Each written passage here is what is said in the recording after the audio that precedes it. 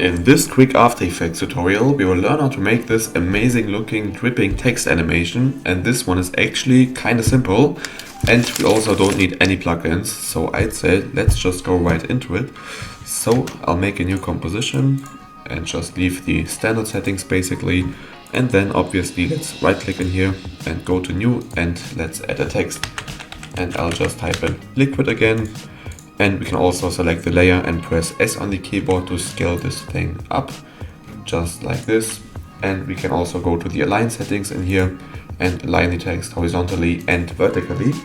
And for the font, I can recommend you to use like a really thick and bubbly font, so nothing thin or elegant, because this will just look better. In this case, I will use this one, but as I said, feel free to use any font which looks a bit thicker.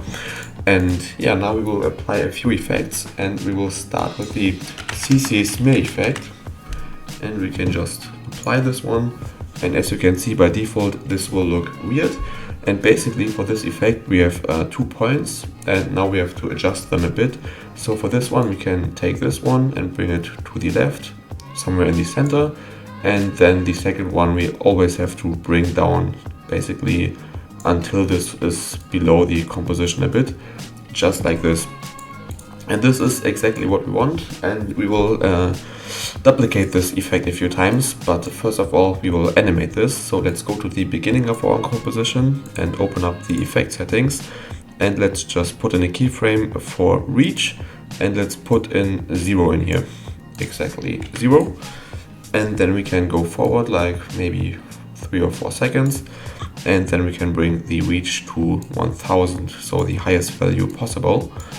And now you can see this will be animated, and this is just super cool.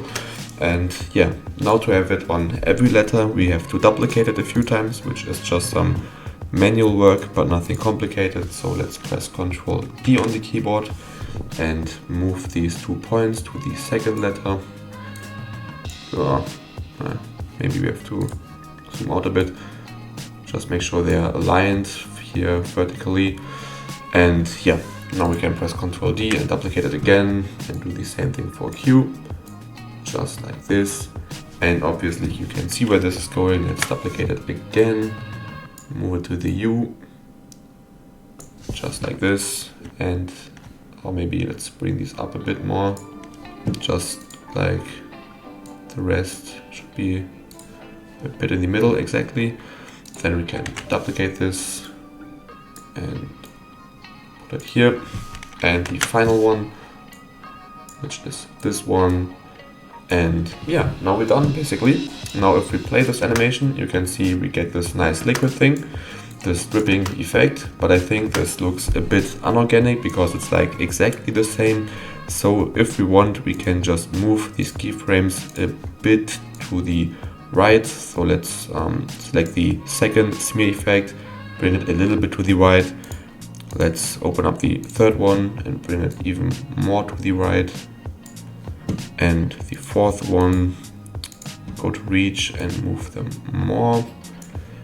And obviously the same for the last 2 ones, just bring it to the right.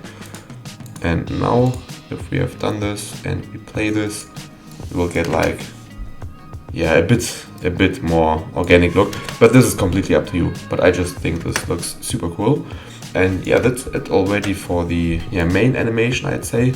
But in the example we can also see that we have like some colors going on, which just looks super cool. And this is exactly what we will do now. So for this one, let's just hide all these things, and don't need to see this for now. And let's duplicate the layer by pressing Ctrl D on the keyboard. And on the lower layer, let's now apply a few effects. First of all, we want to change the color a bit. So let's just give it a fill effect to quickly change the color to, red is already good. And just hit OK.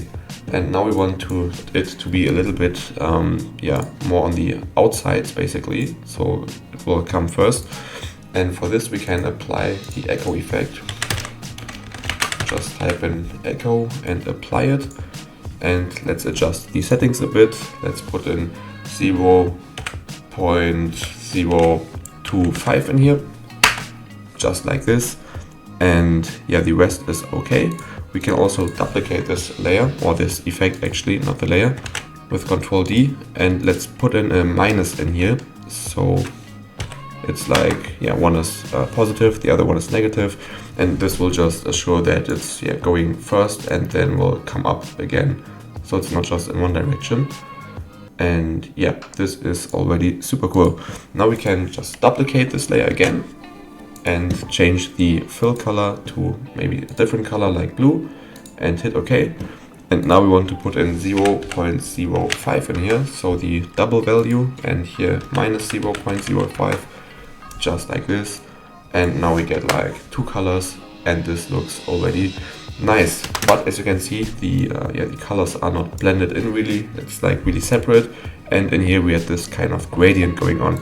And to achieve this, we can just add a new adjustment layer and make sure it's on top of everything. And for this one, we can apply the pixel motion blur and see what it will do. And yeah, this is good, but not enough. So let's increase the shutter angle to something like 700.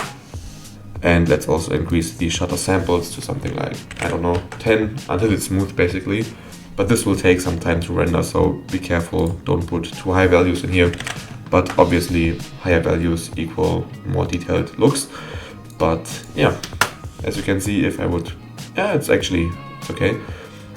Now we have this nice gradient thing going on. It will take some time to pre-render, but it's not that bad as I expected.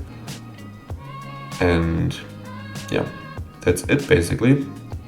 I hope you can just play it, or I'll just skip to the result, but yeah, that's it. And I hope you enjoyed this one, and see you next time.